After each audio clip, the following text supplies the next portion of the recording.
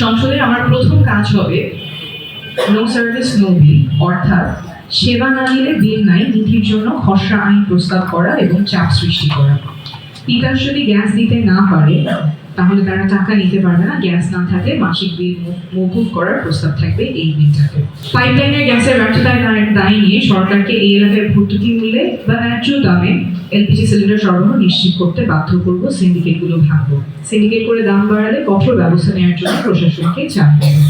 জলাবদ্ধতা নিরসনে ড্রেনেজ ব্যবস্থার আধুনিকায়ন এবং বর্ষার আগেই খাল ও নর্দমা পরিষ্কার নিশ্চিত করতে আমি সংশ্লিষ্ট প্রতিষ্ঠানের সাথে একযোগে কাজ করব এবং অগ্রগতিগুলো মনিটর করব।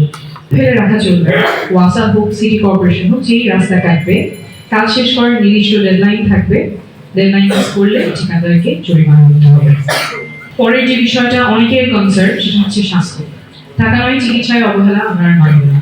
ঢাকা নয় এলাকায় আমরা প্রায় 7-8 লাখ মানুষ বাস করি, অথচ আমাদের জন্য বড় হাসপাতাল মাত্র একটা, মুগদা মেডিকেল কলেজ। এটা একটা নিষ্ঠুর করি।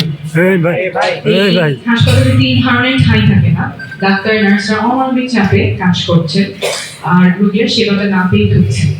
আর সবচেয়ে ভয়ের ব্যাপার হলো ডেঙ্গু। প্রতি বছর বর্ষায় এলে দেখানো মশার ওষুধ ছিটানো হয়, কিন্তু আমাদের প্রিয়জনরা ডেঙ্গু চিকুনগুনিয়াতে আক্রান্ত হয়। আমাদের ন্যায্য পাওনা আমরা বুঝি নিব। 6টা বিষয় আছে আমার ইশতেহারে, আমি সংক্ষেপে বলছি। প্রথমটা গ্যাস, রাস্তা এবং জলাবদ্ধতা নিয়ে, কারণ আমরা বাসযোগ্য ঢাকা নয় চাই। প্রতি মাসে আমরা গ্যাসের জন্য বিল দিই, কিন্তু চুলা জ্বালালে বের হয় বাতাস, গ্যাস বের হয় না। কিন্তু বিলটা প্রতি মাসে ঠিকই দিতে হচ্ছে, এটা কিন্তু এক ধরনের প্রতারণা। এবং এই সুযোগ নিয়ে কিছু অসাধু ব্যবসায়ী এলপিজি সিলিন্ডারের দাম বাড়িয়ে আমাদের জমি করে ফেলে। এর সাথে যুক্ত হয়েছে জলাবদ্ধতা, বর্জ্য অব্যবস্থাপনা। যত্রতত্র ময়লা ফেলার কারণে বাসার পাশে ও রাস্তায় দুর্গন্ধ টেকা দেয়। রাস্তাগুলো বছর পর বছর ভাঙাচোরা বা কাজ চলমান অবস্থায় পড়ে থাকে।